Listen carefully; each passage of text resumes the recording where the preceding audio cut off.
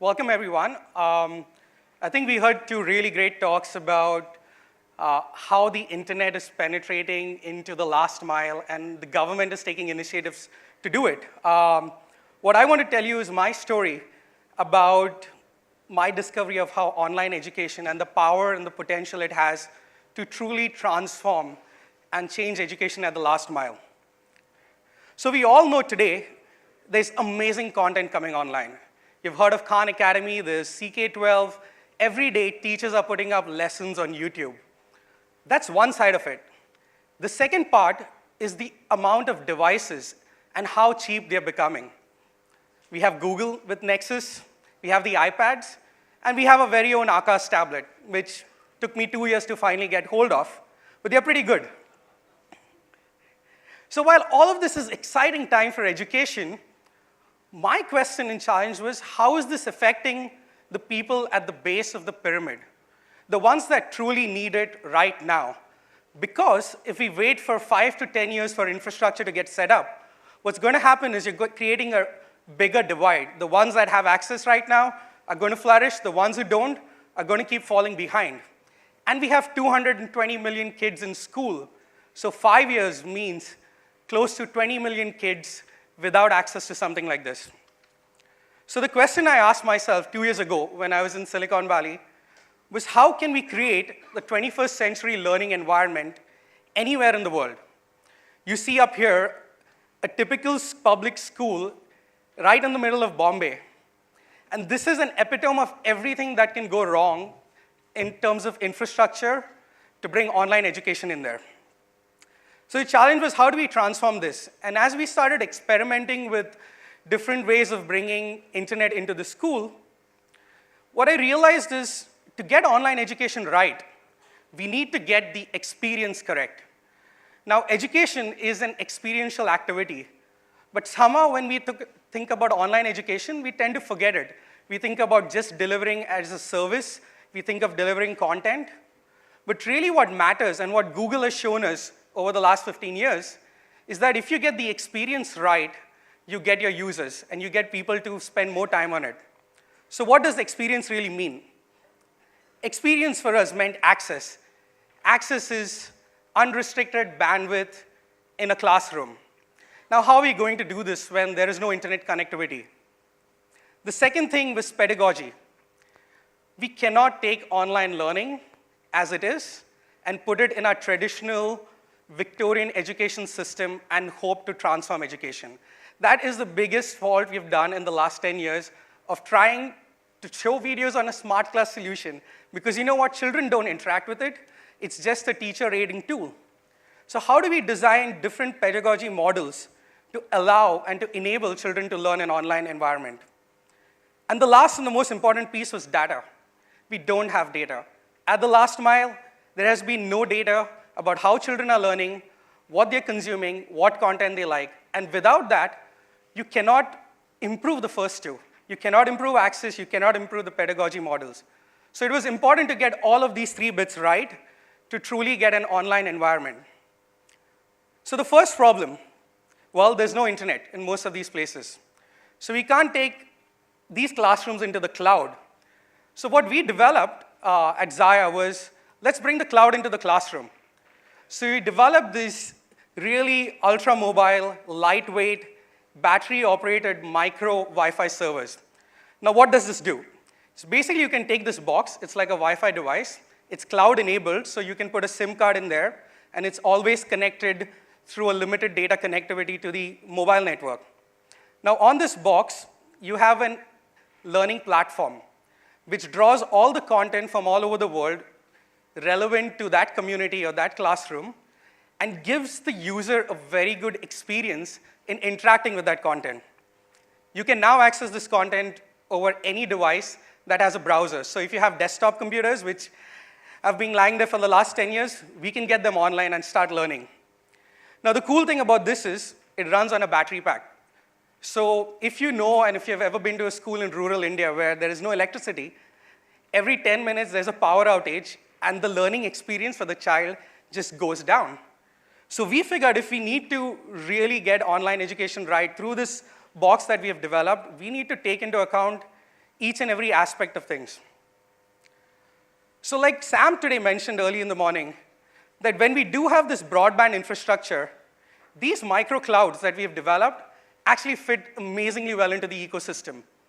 Because what it does is it gives unrestricted bandwidth to all these children who are learning through any device in the classroom. Google has done this very well with distributed cache. And if you've ever wondered why YouTube, your experience while browsing YouTube is so good, it's because they take the content that is used most and put it closer to the user. So why don't we do that for education? Why can't we create these intelligent caches closer to them? So this is how we plan that our box is going to fit into the larger ecosystem, even if every classroom gets connected. Now, the second bit of it, well, there's power outage every 5 minutes. We did a pilot somewhere 2 hours from here in UP.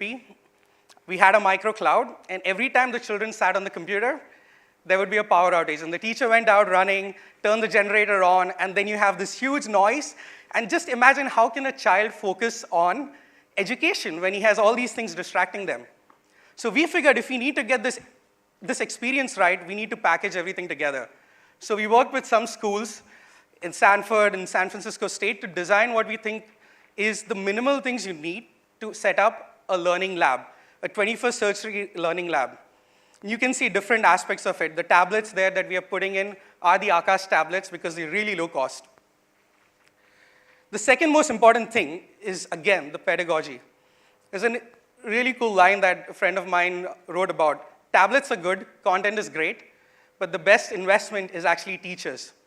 Without teachers and without the human element, online learning for primary education and early secondary is going to fail. As we grow older, we know what we want to look for, we know what we want to learn, so it's easy for people to go on and search online. But for younger kids, we need a new model. We need a new teaching model. We need to sort of reinvent the classroom. And there are multiple ways people have tried. The flipped classroom. What we do at Zaya is blended learning, where we mix traditional learning, which is one-to-many, an instructional way, and then every child picks up a device and learns at its own pace. That allows them to make mistakes, they get enforcement, they get positive enforcement right on the spot, so you don't have to wait for 3 months for an exam to happen before you feel good about it. Now, why do I know this works? The girl you see up here, her name is Zaya. She was an orphan in Mongolia. She was one of our first students in our learning labs. And why Zaya is amazing, her story is amazing, is while she was learning through Khan Academy, she not only learned and became a good math student, she converted 250 lessons of Khan Academy into Mongolian. And what that enabled is everyone in our orphanage and multiple orphanages there to start learning right at the same time. Her story was really inspiring for us, and we said, we got to do this, we rebranded the organization to Zaya. And our underlying belief now with Zaya is that any place, anywhere in the world can become a learning hub. If you put the right ingredients, the right teaching methodology, and the right content there. This is the same classroom you saw earlier in Mumbai, which didn't have the infrastructure, didn't have benches, but today is one of our showcase labs. There's a really nice story behind that picture. How many of you saw Felix Baumgartner jump from space? How many of your kids saw him do that in classrooms? So this is that same group of children at the slum in Mumbai watching Felix Baumgartner jump from space. My colleague, while watching it live on YouTube, said, Neil, we got to show this to all our kids through our hotspots. So we downloaded it, violated every copyright law that existed, and synced it to the 20 hotspots that we had. And the next morning, these kids were just amazed. I mean, they have never seen a plane. They've never sat in a train. Just imagine the questions they had when they saw this guy jump from space. They had the best physics, science, geography lesson they could have in that 2 hours. And this is truly the potential of online learning. I mean, there are millions and millions of Zayas out there. And we want to find and empower each one of them through online learning. We are building right now a network of learning labs, starting in Bombay. And these labs can be run in your home, in a community center, in a classroom. Wherever you want to set up a learning hub, you can pick up that kit that we saw, go into that space, and start a blended learning lab. I'm very positive about the future. I mean, I've seen what internet can do to the people that have it, but I also have seen what it can do right now to the people that don't. And it's important that we take steps, not waiting 10 years from now. We have the solutions right now. Let's go and make it happen. So this is what Zaya does. Thank you.